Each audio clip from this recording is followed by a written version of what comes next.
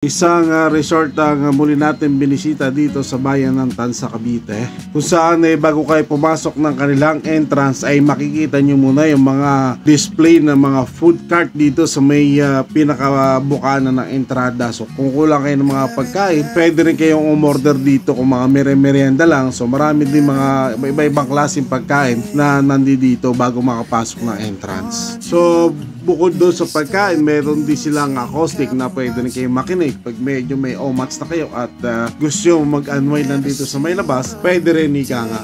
Dito rin si Alibaba, bukod doon sa kagagandang mga chicks, naku po talaga naman. Malaki din ang kanilang swimming pool, may pambata at pangmatanda at walang ngipin. Talagang magsasawa ka magtampisaw maghapon sa tubig. Kung nanawa ka naman sa swimming pool nila, pwede ka rin maligo sa dagat for 180 pesos. Pero pag gusto mong dagat laang yung pupunta mo, 80 pesos lang ang entrance. So in fairness na rin, malinis na rin yung tubig dito, wag mo lang iinumin. So kagandahan dito, medyo safety na rin kasi naglagay sila ng net doon sa pinakalaot para kumbaga ma-prevent kung may mga papasok na malalaking buhaya o pating. So pati basura matatrap. Marami din sila mga cottage, may maliit, malaki at meron din mga air conditioning na room na pwede nyo pagpipilian. So hindi rin kayo magwo-worry kung maubusan kayo ng cottage dahil medyo malawak yung area at maraming cottage na pwede nyo pagpipilian. Isa rin sa nagustuhan ko rito ay babait ang mga staff nila kahit doon sa mga receptionist. Dahil sa ibang mga resort, hindi ka talaga po pwedeng mag-ocular lang. Magbabayad ka talaga. Dito napakabait to. Nagpalab lang ako kay Kuya.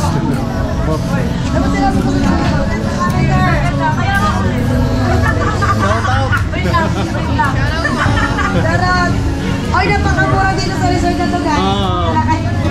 Kumpara po dati pa ako nung nasa, ito naalala ko to, payat pa yung naka-box type na ano. Oo nga. Umuwi na uli ako.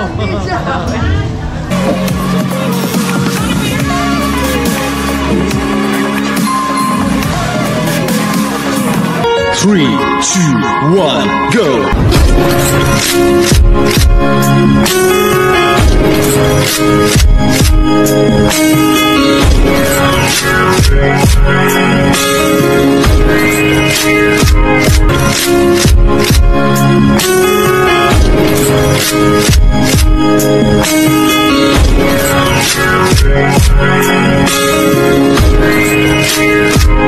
Hello guys, isang mapagpalang araw po sa inyo lahat. So preparing po tayo papunta ngayon sa Villa Buena Flor, Tanza.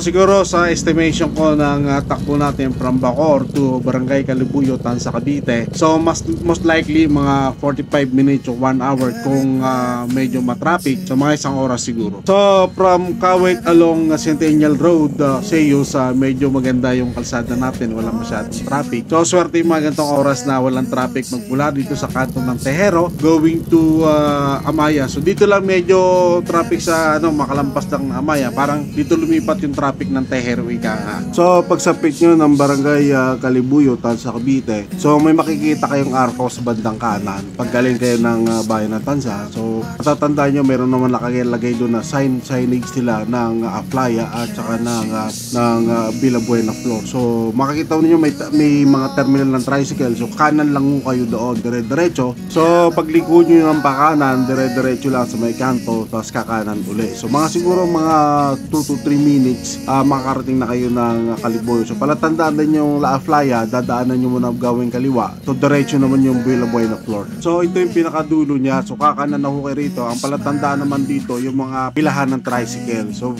bandang dulo may dadaanan pa kayo maliit ng tulay, La Aflaya. So sumunod nung pinakadulo, yun yung Villa Buena Flor na.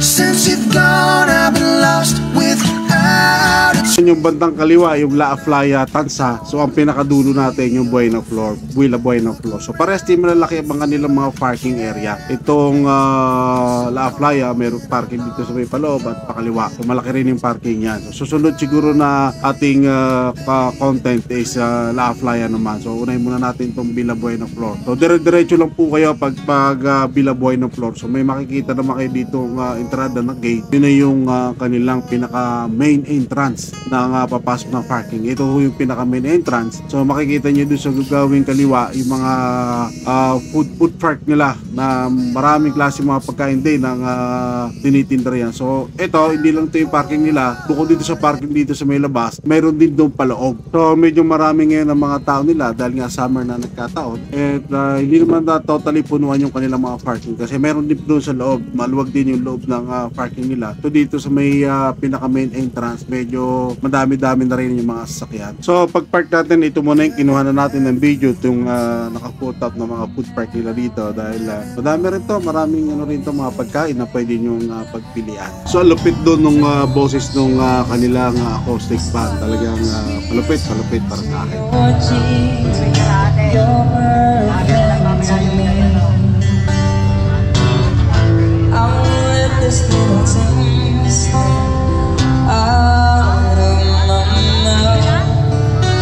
It's true, it's you, oh it's you, they are up to, I'm in love with you,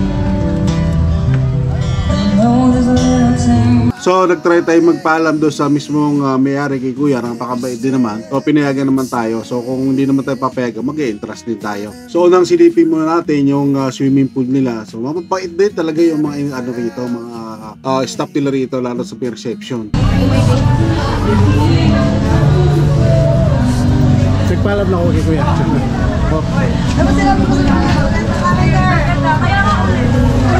Shout out! Darag! Ay, napakamura dito sa resort na to, guys. Kumpara po dati pa ako nung nasa, ito naalala ko to, payat pa eh. Naalala mo, yung naka-box type na ano. Oo nga. Umuwi na uli ako. Sige, ano ko muna ha.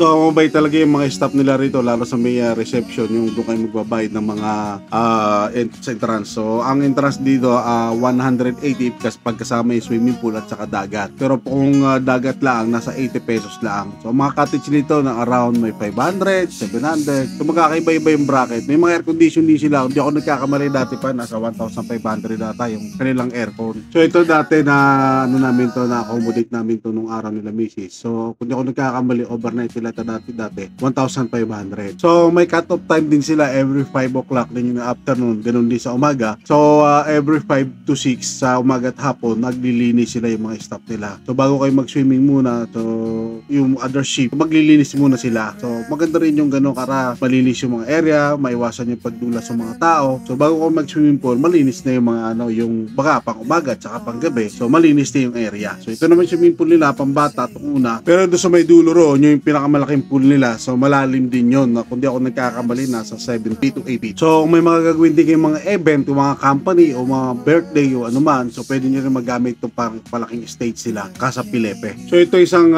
swimming pool din nila, pambata din to. So dalawa yung pambata nila. So tatlo bali lahat tong swimming pool nito. Ito naman yung pinakamalaki na swimming pool nila, pwede talaga sa mga pambata, mga matanda at walang event. So may mga ano rin dito, tent kayo na pwede nyong arkilahin. Dumako naman tayo dito sa beach area nila kung gaano kalawak. So malawak dito, daming cottage na pwede yung pagpipilian, may mga air conditioning. So may canteen din dito na pwede kayo bumili ng mga pagkain nyo o naman mga inumin. May mga kailangan kayo, mga drinks. May mga order din ng mga pagkain dito guys. So silipin natin yung dagat naman nila ngayon dito.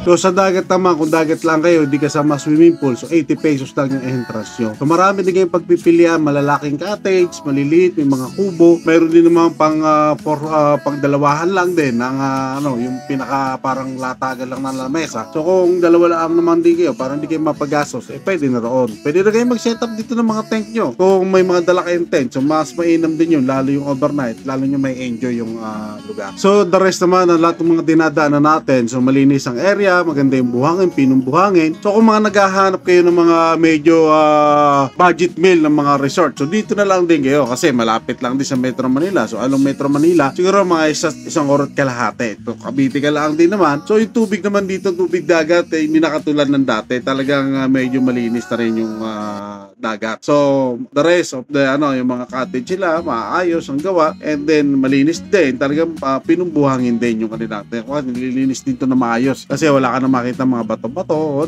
So kung overnight naman kayo, masarap mag-setup dito ng tent. Tuwa ng yung buhangin nila, hindi na mabato. So ma-enjoy mo rin talaga. So pero din pwede rin kayong maglaro ng volleyball dito, pwede mag-volleyball dito ng mga tropa mo, pamilya. So may nakikita ko malalaking mga tent pa yung mga setup nila rito. So yun ang kagandahan dito. Pagka mga bandang pahapon na, maaliwalas na rin at kung kayo overnight, mas maganda makapag-setup kayo ng tent o ay mag-room, setup na lang tent para makatipid tent. So ito naman yung mga air conditioning room nila. So sabi nila, mababa naman daw ang rate nila. So refer nila lang doon sa kanilang rates, yung mga rate ng mga room nila.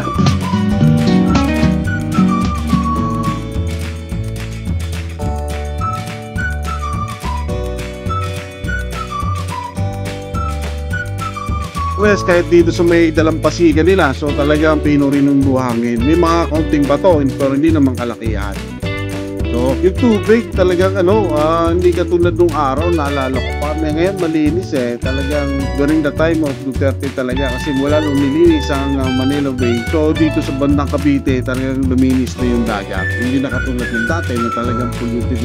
Ngayon hindi na. Talagang malaking bagay yung paglilinis ng Manila Bay dahil dito hanggang dito sa may Cavite is talagang luminis na yung dagat. So, pa-exit na tayo. Dito naman tayo dumaan doon sa may ito sa mga air conditioning room nila. So, banda rin dito talagang puro cottage. Malawak yung area kung tutuusin. So yung bandang kaliwat kanan, mga air conditioning room naman yan. Ito yung sinasabi ko na may parking area sila rito sa loob. So kung gusto mo dito mag-parking, pwede rin naman. At kung dito kayo kumuha sa mga air conditioning room, so mas malapit yung sasakyan nyo. So yun lang man yung nasa choice din ng bawat isa yan. Ito, malawak din talaga park. Kung ako tatanungin, so mas maganda dito mag-park kasi hindi ganong karamihan ng sasakyan na parang hindi napupuna o napapansin ng iba. So kung kukuha ka ng air conditioning room, mas maganda dito ka mag-park para malapit pa sa iyo sasakyan kung mga kailangan sa sasakyan mo. So maganda rito, hindi ganong dami ng sasakyan na nakapark.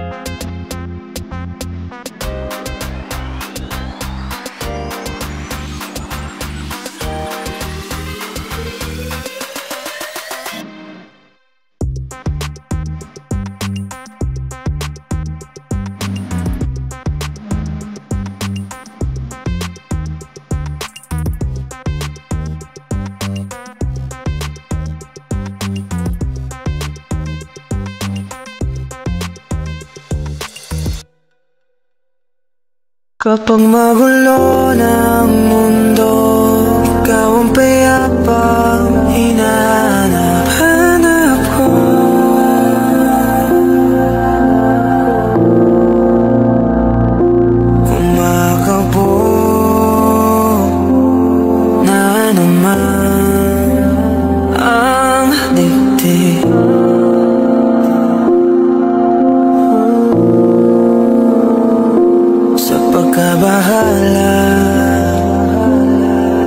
nadala na